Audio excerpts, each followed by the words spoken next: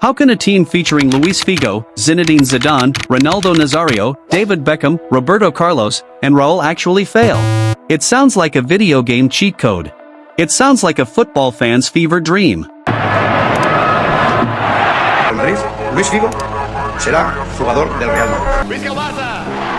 Visca Catalunya! Visca!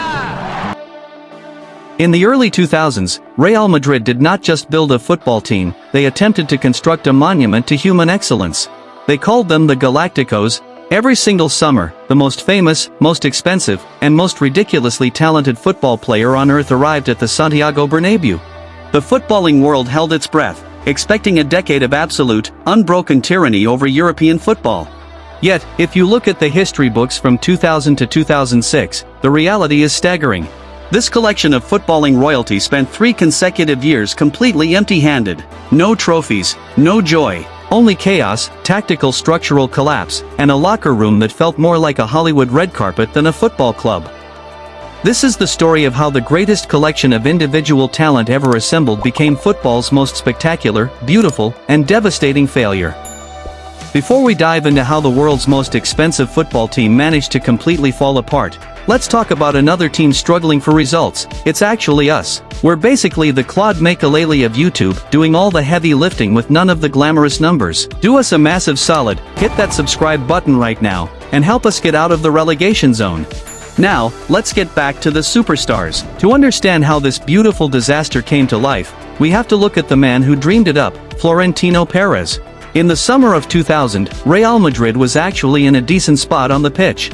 They had just won the UEFA Champions League under manager Vicente Del Bosque, but off the pitch, the club was drowning in massive financial debt, and a presidential election was underway. Lorenzo Sanz, the incumbent president, assumed he would cruise to victory. Enter Florentino Pérez, a brilliant, highly ambitious construction magnate with a radical vision.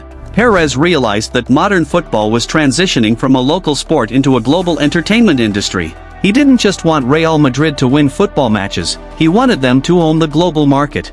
To win the presidency, he needed a campaign promise so audacious, so shockingly bold, that it would completely hijack the minds of the voting club members, the socios. He promised them Luis Figo. Now, you have to understand the sheer insanity of this promise. Luis Figo was not just any world-class player, he was the captain, the heart, and the absolute idol of Real Madrid's bitterest rivals, Barcelona. It was considered an impossibility. But Perez was a master negotiator. He went to Figo's agent with a secret pre-contract agreement. Perez offered a massive sign-on fee, but added a brutal clause: if Perez won the election, Figo had to join Real Madrid. If Figo backed out, he would have to pay Real Madrid a massive financial penalty of roughly $30 million. Figo and his agent thought Perez had absolutely no chance of winning the election, so they took the upfront money, treating it like free cash. They miscalculated. Armed with the explosive promise of signing Barcelona's best player, Perez completely shocked the football world and won the election. Suddenly, Figo was trapped.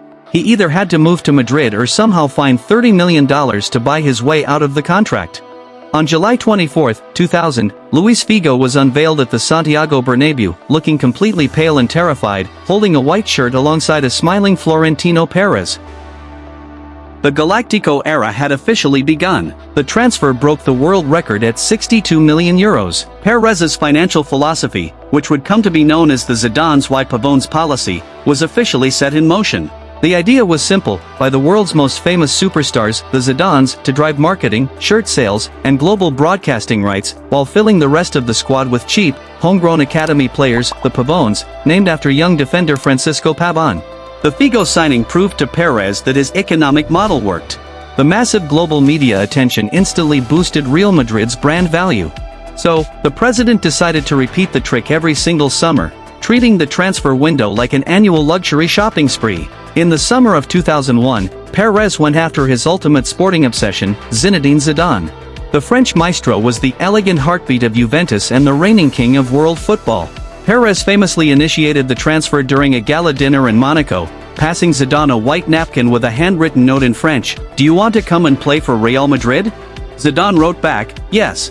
Real Madrid shattered their own transfer world record again, paying Juventus around €77 million. Unlike what was to come later, this early phase of the project actually yielded magnificent sporting results. In May 2002, at Hampden Park, Zidane scored that legendary, gravity-defying left-footed volley against Bayer Leverkusen to win Real Madrid their 9th Champions League title. At this point, the Galacticos looked completely invincible. The balance between superstars and hard workers was still intact, but then, the marketing machine completely took over the footballing logic. In 2002, fresh off dominating the World Cup with Brazil, Ronaldo Nazario o Fenomeno was signed from Inter Milan for €46 million. Now, Madrid had the most lethal, electric striker on the planet alongside Zidane and Figo. Ronaldo scored twice on his debut, grabbed the league title, and famously scored a spectacular hat-trick at Old Trafford that earned a standing ovation from Manchester United fans. But behind the scenes, the structural foundations of the squad were quietly beginning to rot. The club was spending so much money on attacking superstars and their massive wages that they completely stopped investing in the engine room of the team. The peak of this commercial madness arrived in the summer of 2003. Florentino Pérez signed David Beckham from Manchester United for €37 million. Senor Di Stefano, Senor Perez. From a pure marketing standpoint, this was the absolute zenith of the Galactico project. Beckham was a global pop culture icon. When the team went on preseason tours to Asia, thousands of screaming fans chased their buses. The club sold millions of shirts within weeks. Real Madrid bypassed Manchester United to become the richest football club in the world. But from a tactical, footballing perspective, the signing of David Beckham made absolutely no sense. Madrid already had the best right winger in the world in Luis Figo. Beckham, who also played on the right wing, was forced to play out of position as a central midfielder, a role that required defensive discipline, tackling, and spatial awareness that he simply did not naturally possess. The team was becoming heavily top-heavy, completely detached from the balance required to win elite football matches. So, how did this team fail? The downfall can be traced directly to the summer of 2003, right at the moment Beckham arrived. It is one of the most self-destructive periods in the history of modern football management. Florentino Pérez made two fatal decisions that completely doomed the Galacticos. First, he decided not to renew the contract of manager Vicente Del Bosque, just days after Del Bosque had guided the team to another La Liga title. Del Bosque was not a tactical ideologue, but he possessed a rare, invaluable gift. He was a mastermind manager. He knew how to manage massive egos, how to keep peace in a dressing room full of multi-millionaire superstars, and how to keep the team grounded.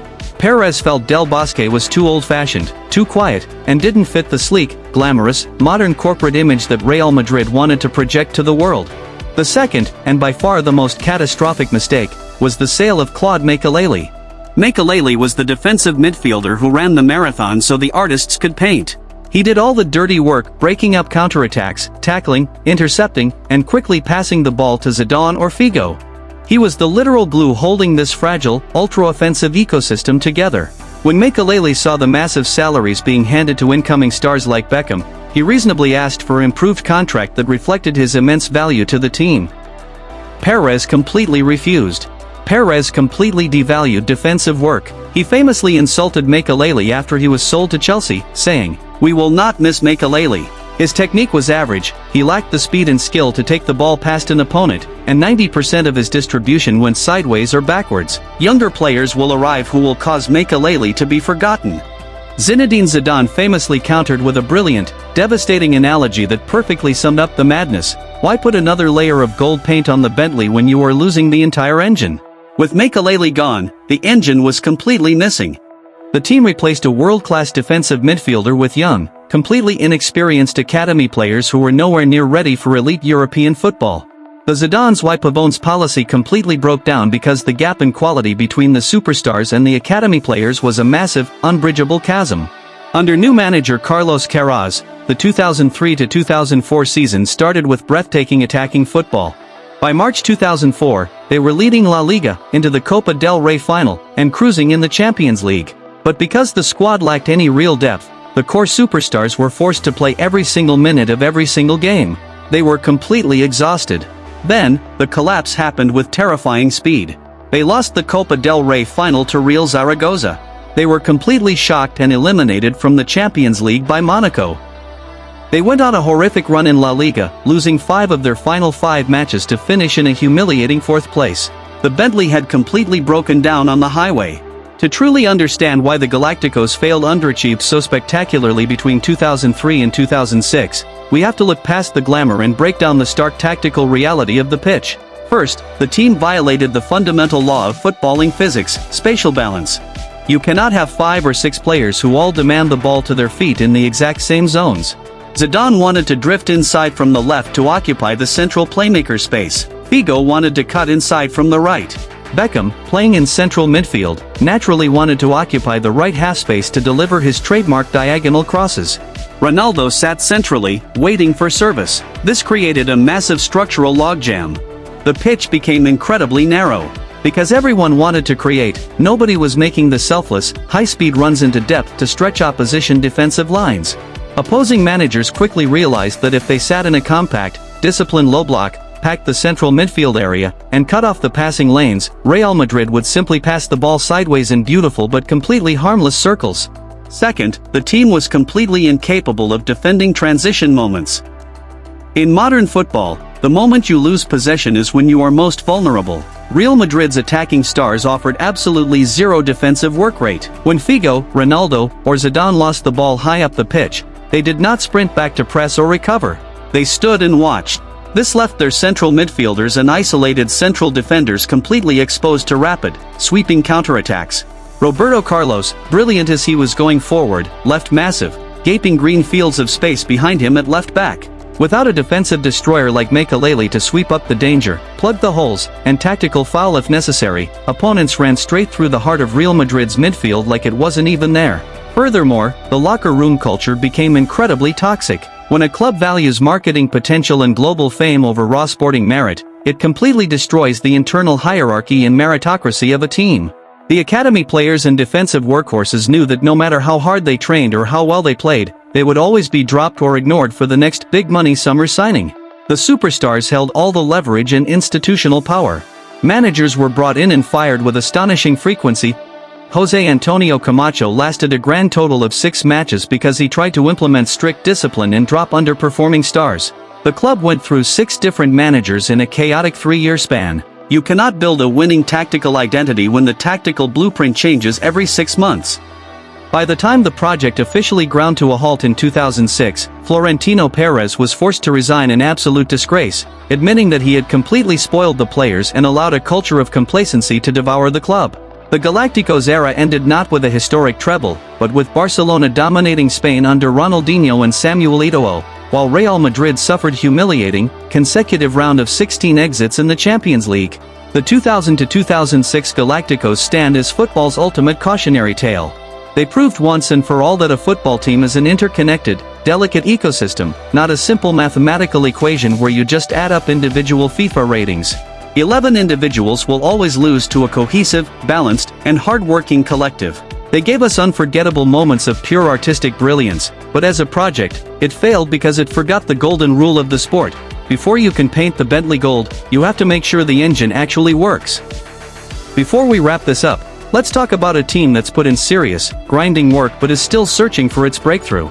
Football Overload is out here making top-tier tactical videos and footballing documentaries every single week, yet we are out here absolutely fighting, scratching, and clawing just to get to 1,000 subscribers. So do us a massive solid, smash that subscribe button, hit the like button, and help this channel get the recognition the work deserves. Let us know in the comments below, who was your favorite Galactico, and who do you think was the single biggest reason this era collapsed?